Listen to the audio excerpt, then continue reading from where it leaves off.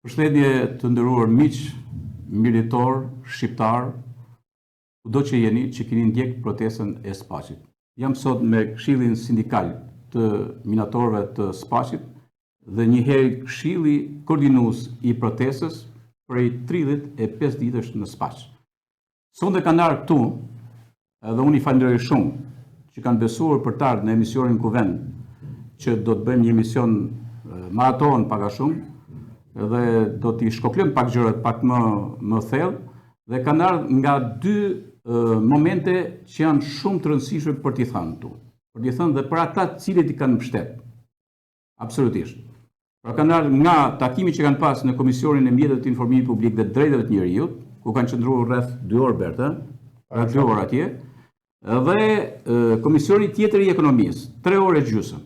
Është hera parë që vihen në fokus kaq të rëndësishëm pas një rezistence pacifike, pra një rezistence paqësore, është shumë rëndësishme për ta thënë këtë gjë, dhe gjithë ata që kanë ushtruar dhunë.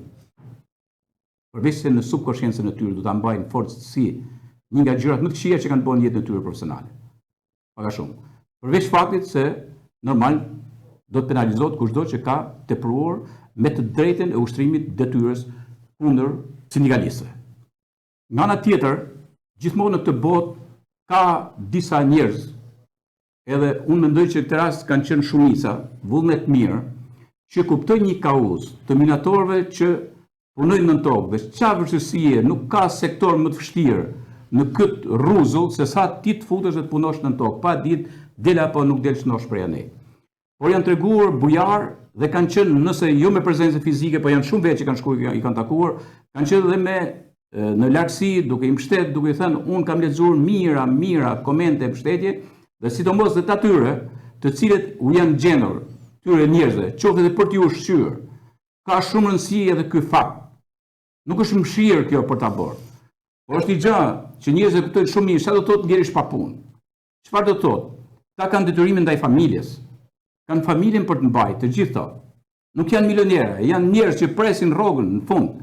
Atëherë janë kujtuar, dhe ata që janë kujtuar dhe unë inspiroj që ta vazhdojnë të protestë, absolutisht, dhe kushdo që do t'japi një ndihmë është një dhuratë nga Zoti për ata që japin ndihmën, sepse është bekim ti të ndihmosh njerëz të tillë në të moment shumë të vështirë për ta.